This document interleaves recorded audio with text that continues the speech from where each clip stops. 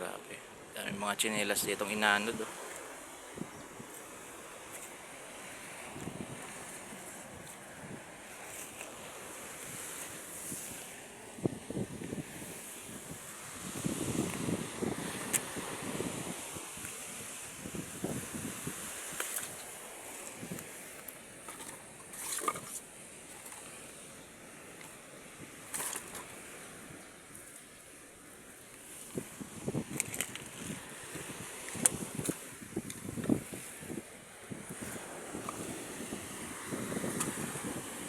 Yung mga ganyan kasi mga kayo, yung mga tsinelas, yung mga rubber, yan, hindi yan na nadidispose mga kayo.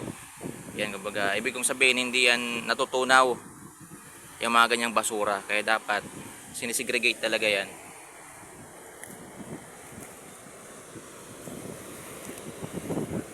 Yung mga ganito. Kasi hindi basta-basta ito natutunaw eh. Kailangan talaga itapon talaga sa tamang basurahan yan. Mga kayo. Tulad nito, yung mga trimoches na yan, yung mga styro.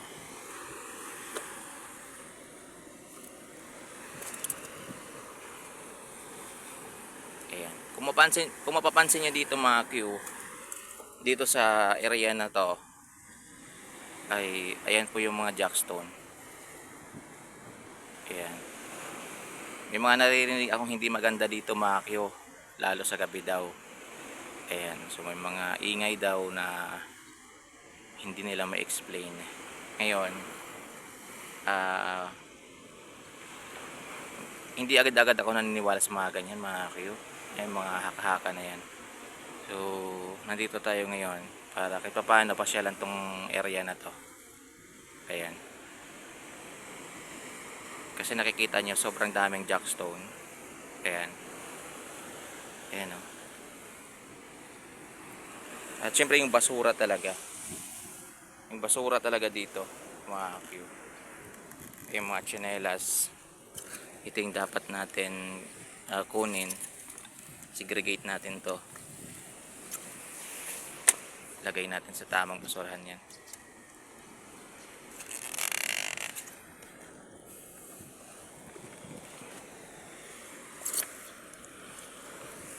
Kasi ito kawawa yung mga isda nito pag nakain to.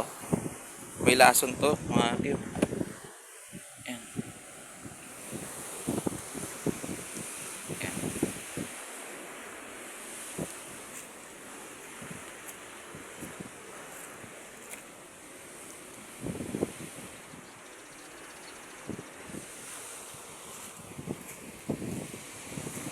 Lagay natin mamaya sa sako. Pre.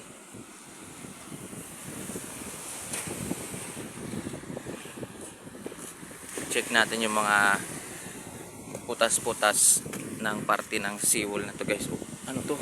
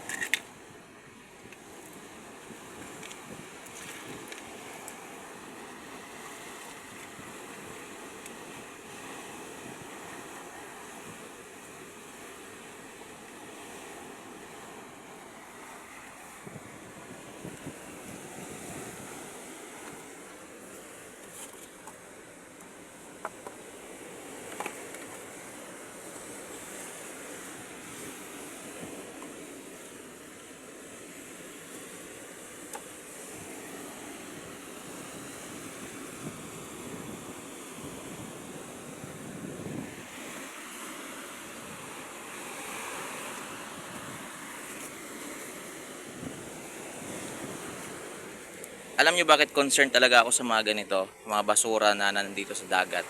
Kasi alam nyo mga Q, ako ay 400 meters mula sa bahay namin ay dagat na. Ayan, tatawid ka lang ng kalsada, din dagat na. Tapos ganito yung makikita mo, yung dagat, hindi inaalagaan. Kumbaga, tapon na lang ng tapon ng basura, mga Q. So, maganda na tayo ay maging ah, huwaran para sa iba na yung basura itapon sa tamang basurahan. Ayan. Meron namang basurahan. Yan, merong nangongolekta ng basura. Kaya itapon sa tamang basurahan. Kasi yung dagat, ayan, ngayon kasi nararamdaman na natin yung yung climate change ng ng mundo. Kung dati yung dagat na yan, nandun pa yan, sobrang layo. Ayan o, ayan pa yung seawall. Ayan, dun pa yan, pwede ka pang maglakad-lakad dyan. Ngayon, nandito na siya, ano na po siya, papunta na po dito. Ayan. So, mula dito, papuntang kalsada, siguro mga nasa 50 meters lang. Ayan, may pader kasi dyan. After nyan, kalsada na.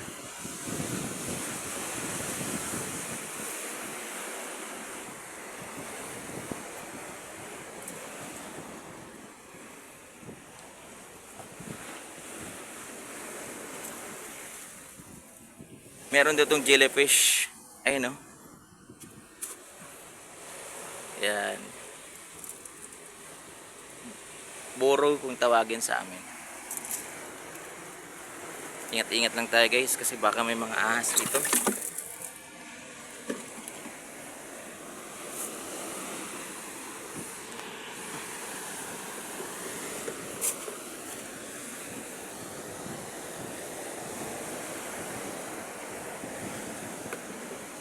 Ayan. So meron naman akong dalang sako doon sa sa motor. Kukunin ko na lang mamaya. Ilagay natin yung mga ganyan. Dalhin ko doon sa basurahan.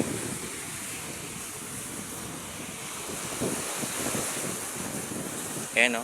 Dami talagang mga rubber dito. Ito talaga hindi talaga to natutunaw eh.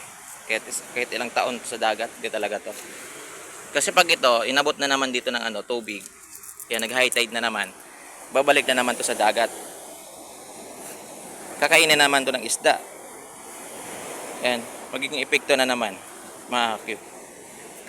Ayan o, marami na tayong nakukuha.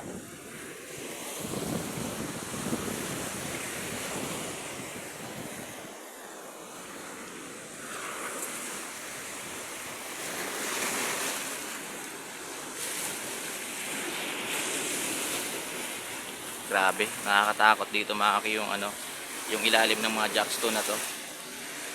Kala ko ahas. Kaya dapat ayun no, yung ilalim. Lang, lagay natin dun sa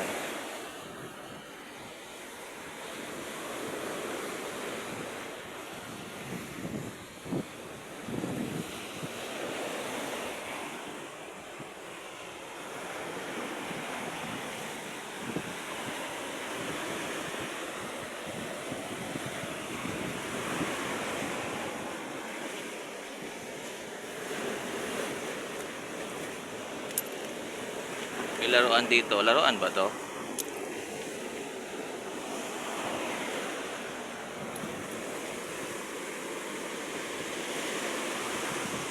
Paano hindi mawawasok yung seawall mga kiyo? Kasi tingnan nyo yung tubig. Lagpas-lagpas na dito. So if ever man na matapos yung seawall na yan, papunta doon. Yan, hindi malayong wawasakin din ng ng alon mga kiyo. Kasi yung tubig na kasi paano na papunta na dito. Yan, kung hindi pa titigil yung mga tao sa kakatapon ng basura dito sa karagatan ay matatapunan na talaga tong na to, tong lugar na to. Ayan.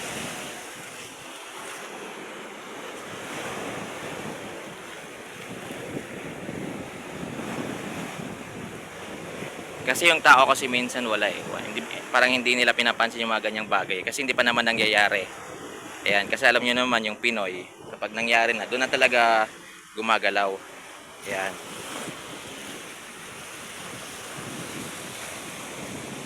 Ako sa bahay namin hindi man kami mayaman, hindi man maganda yung bahay namin. Minsan magulo yung bahay namin sa totoo lang. Kaya nga hindi ko talaga siya pinapakita halos sa vlog. Hindi ako nag house tour. Yan, hindi ako nagla lifestyle. Kasi nga minsan magulo talaga yung bahay namin. Pero ako mga Q, yung basura namin, tinatapon ko talaga ng maayos. Yan. May schedule yung yung basurero sa pag-pick up. Hinihintay ko talaga yan. Nilalagay ko sa plastic, sa sako, saka tinatapon talaga ng maayos. Yan, hindi ko siya basta-basta itatapon kung saan-saan. Kasi yung kalikasan mga Kyo, naniningil din po yan. Akala natin hindi lang. Naniningil din po yan.